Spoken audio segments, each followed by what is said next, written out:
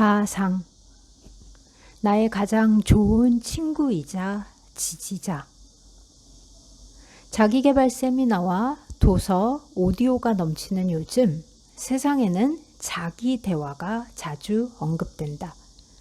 우리는 항상 자신에게 말을 걸지만 최근까지만 해도 사람들이 공개적으로 인정하는 경우가 드물었다. 혼잣말은 정신적 불안의 징후라고 생각했기 때문이다. 이제는 다르다. 자신과의 대화는 하나의 방식으로 자리 잡았다. 승리하고 싶은가? 긍정적인 자기 대화를 통해 끊임없이 목표를 향해 움직이면 된다. 성공한 사람들은 대부분 자신에 대해 긍정적으로 생각하고 느낀다.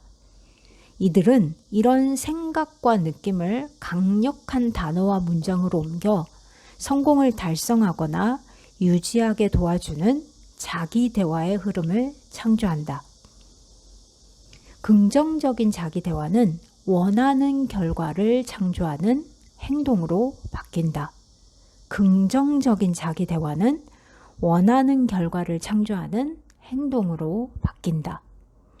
오늘부터 자신에게 가장 좋은 친구이자 지지자가 되자. 자신과 대화할 때는 긍정적인 특징과 성격을 나타내는 단어를 골라라. 나쁜 것이 아닌 좋은 것, 실패가 아닌 성공을 논해라. 미완성이 아니라 하루하루 이룩한 성취를, 못하는 이유가 아니라 해낼 방법을 이야기하자. 이 과정을 적용하고 연습하며 매일 실천하면 새로운 자신을 경험할 수 있다. 긍정적인 자기 대화에서 사용하는 언어는 새로운 현실을 창조한다. 당신이 누구인지, 사업과 가족, 공동체에서 당신의 가치는 무엇인지 마음속에서 인식이 변하기 시작한다. 이런 긍정적이고 새로운 생각의 사슬에서 참신한 사고 패턴이 탄생하는 법이다. 긍정적인 자기 대화를 매일 연습하면 궁극적으로 더 위대한 결과로 이어진다. 눈 깜짝할 사이에 예전보다 훨씬 활기차게 바뀐 자신의 모습이 경이롭게 다가올 것이다. 자신을 정복하지 않으면 자신에게 정복당한다. 성공, 행동하라. 실패가 불가능한 것처럼. 왜 많은 정직한 사람이 그토록 노력하는데도 얻는 건 거의 없고, 어떤 사람들은 별반 노력하는 것 같지도 않은데 원하는 걸 다 가져가는 걸까? 이들은 뭐든 건드리면 황금으로 변하는 마법의 손을 가진 듯 하다. 실패하는 사람은 계속 실패하는 경향이 있고, 성공한 사람은 다음번에도 또 성공한다. 이 분명한 사실에 사람들은 수백 년 동안 혼란스러워했다. 나는 인생의 절반 동안 이 혼란스러워하는 다수에 속했다. 그러다 누군가 내게 성공 가도를 달렸던 사람들의 삶을 연구해 보라고 했다. 이들은 모두 같은 철학에 따라 사는 것처럼 보였다. 자신을 높이 평가하고 정신적 훈련을 통해 긍정적이고 효과적인 아이디어를 선택한다. 윌리엄 셰익스피어는 이렇게 말했다. 의심은 배신자다. 거뜬히 이룰 수 있는 선을 두려움으로 시도하지 못하게 한다. 의심은 배신자다. 거뜬히 이룰 수 있는 선을 두려움으로 시도하지 못하게 한다. 내 서재에 있는 보석 같은 책 중에 오래전 도로시안 브랜디가 쓴 깨어나 내 삶을 펼쳐라 라가 있다. 그녀의 철학은 강력한 한 문장으로 요약된다. 실패가 불가능한 것처럼 행동하라. 실패가 불가능한 것처럼 행동하라. 이런 개념을 지침으로 삼아 모든 결정을 내린다면 과연 어떤 삶이 펼쳐질지 상상해 보자. 당신은 원하는 걸 모두 가질 수 있다. 그것과 함께하는 자신의 모습을 상상할 수 있다면 결국 가지게 될 것이다. 내가 한 말을 생각하면 왜 어떤 사람들은 승리하고 다른 사람들은 패배하는지 이해될 것이다. 브랜디의 철학을 받아들이자. 그녀에게는 효과가 있었다. 실패가 불가능한 것처럼 행동하라. 인간의 유일한 경쟁자는 자신의 잠재력이다. 인간이 실패하는 건 자기 잠재력을 실현하지 못했을 때 뿐이다. 우리는 과감하게 상상도 할 수 없는 생각을 해야 한다. 빠르게 변화하는 복잡한 세상에서 맞닥뜨리는 모든 선택지와 가능성을 탐색하는 법을 배워야 한다.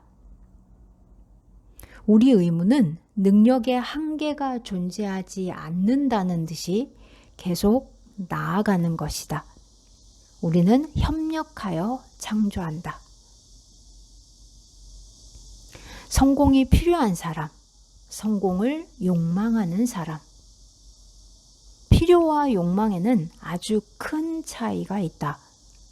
성공을 욕망하는 사람은 많지만 성공이 필요하다는 사람은 소수이다. 하지만 정말 필요로 하는 이들은 거의 항상 성공을 이뤄낸다. 필요는 생존하려면 꼭 있어야 할 것들이다. 음식과 숨쉴 공기, 옷, 보금자리, 수면 등이 필요하다. 생존에 필요하면 값이 얼마든 확보해야 한다. 배고플 때 음식이 필요하듯 당신에게 성공이 필요하다고 확신하면 굳이 고민하지 않아도 성공은 찾아온다. 배고플 때 음식이 필요하듯 당신에게 성공이 필요하다고 확신하면 굳이 고민하지 않아도 성공은 찾아온다. 당신이 생각하는 성공은 무엇인가? 일정한 소득 수준을 달성하거나 기술을 배우는 것, 특정한 생활 방식을 누리는 것, 회사에서 어떤 자리에 오르는 것. 사람은 저마다 성공에 관해 마음속으로 다른 그림을 그리지만 이를 완전히 이뤄내는 사람은 드물다. 왜냐고? 우리가 마음에 그리는 자아상이 잘못됐기 때문이다. 마음속 그림을 바꿀 수 있냐고? 당연히 바꿀 수 있다. 필요를 창조하려면 먼저 목표를 수립해야 한다. 눈앞에 목표를 설정했다면 동기부여 기술을 발휘하자. 설정한 목표를 필요로 바꾸는 것이다. 그러면 목표는 추진력으로 전환된다. 생존하려면 목표를 달성해야 한다고 스스로 확신해야 한다.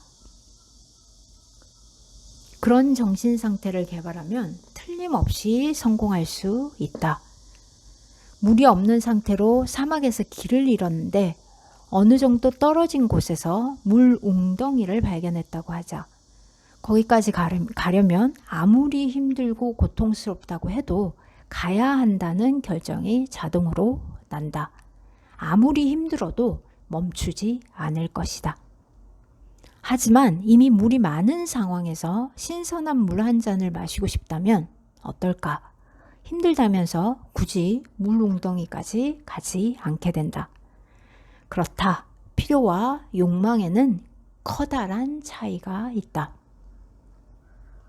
동기부여에서 욕망은 무척 중요한 요소지만 당신이 추구하는 성공을 실현하는 것은 끊임없이 목표를 추구하는 의지와 탁월함을 향한 헌신이다.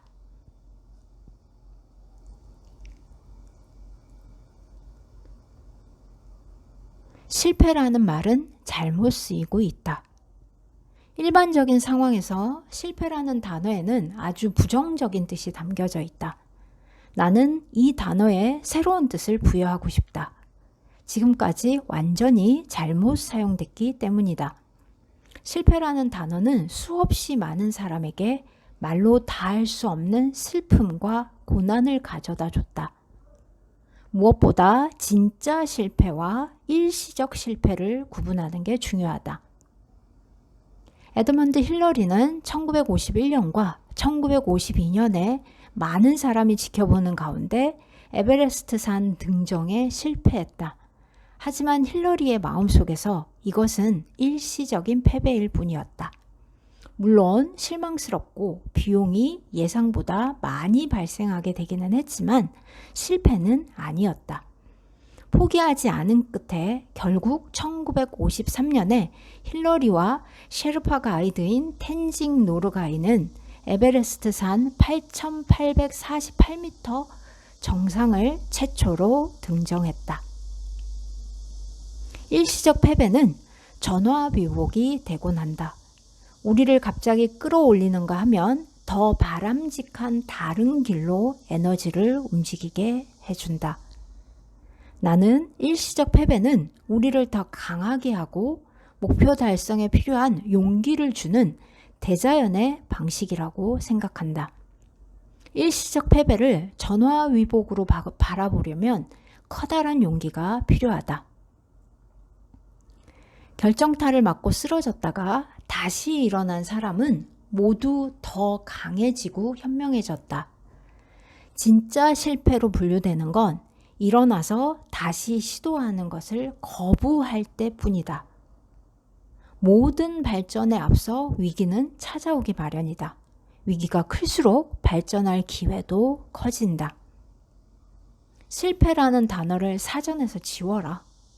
당신은 내일 일어나서 다시 시도할 수 있다. 당신 내면의 힘보다 강한 외부의 문제는 존재하지 않는다. 당신 내면의 힘보다 강한 외부의 문제는 존재하지 않는다.